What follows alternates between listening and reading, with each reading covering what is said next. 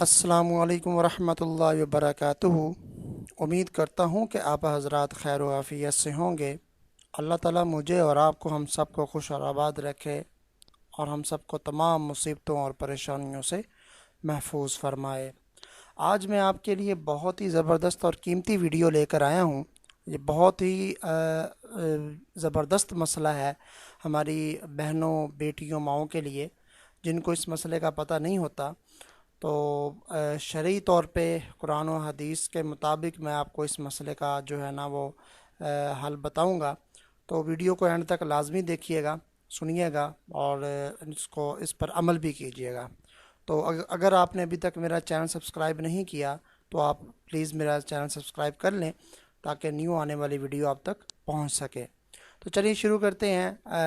एक जो है ना वो बहुत ज़बरदस्त मसला है, रोज़मर्रा ज़िंदगी में हर माँ, बेटी और बहन को पेश आता है।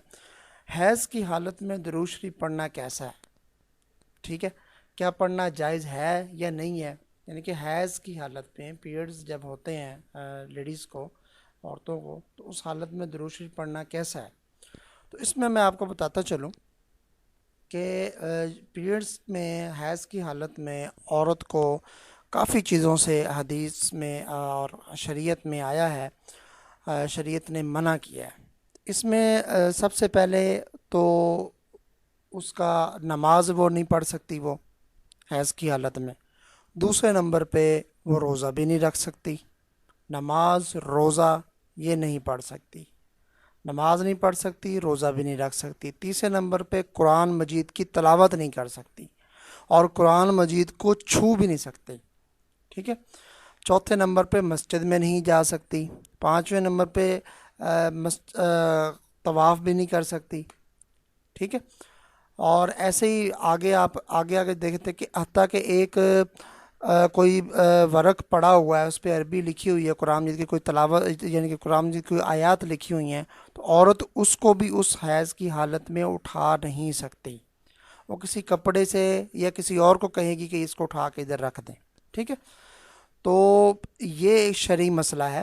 ये मेरी माँओं बहनों के लिए कि आप उन्हें जो है ना, अगर आपको नहीं पता तो ये आज मैं आपके लिए ये बहुत कीमती वीडियो लेकर आया हूँ कि हैज़ की हालत में दुरूद शरीफ पढ़ना कैसा है। अब मैं आपको इसका जवाब देता हूँ।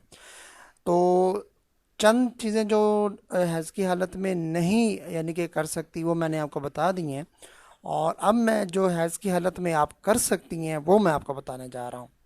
जो हैज़ की हालत में औरत चीज़ें कर सकती है उसमें सबसे पहले आप तस्बीहात कर सकती हैं, कलमा शरीफ पढ़ सकती हैं, जिस अल्लाह ताला के नाम ले सकती हैं, ज़िक्र वगैरह सारा आप कर सकती हैं। और दूसरे नंबर पे आप दरूद शरीफ भी पढ़ सकती हैं। कुली कर लें तो बेहतर है, ना भी करें इससे पहले तो कोई हर्ज नहीं है।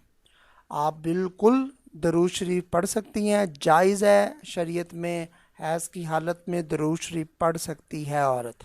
ठीक है। तो जो नहीं पढ़ सकती वो पहले मैंने आपको बता दिया।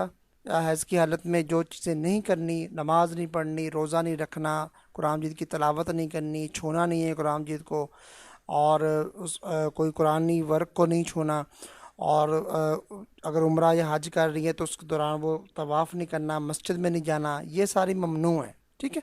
ये चीज़ें इधर नहीं करनी है इसकी हालत में। और जो कर सकती हैं वो तस्बीहात कर सकती हैं, अल्लाह ताला का नाम ले सकती हैं, कलमा शरीफ पढ़ सकती हैं, विर्द कर सकती हैं, प्लस दुरूद शरीफ भी आप पढ़ सकती हैं। तो मैं उम्मीद करता हूँ कि आपको ये मेरी वीडियो ज़रूर पसंद आएगी। इसको लाइक भी कीजिए, इसको शेयर भी कीजिए, और ताकि दूसरों का भी भला हो और आपको भी सवाब मिल जाए। तो नेक्स्ट वीडियो तक के लिए इजाज़त दीजिए, मिलते हैं तब तक। अल्लाह हाफिज़। अस्सलामु अलैकुम वरहमतुल्लाहि वबरकातुहू।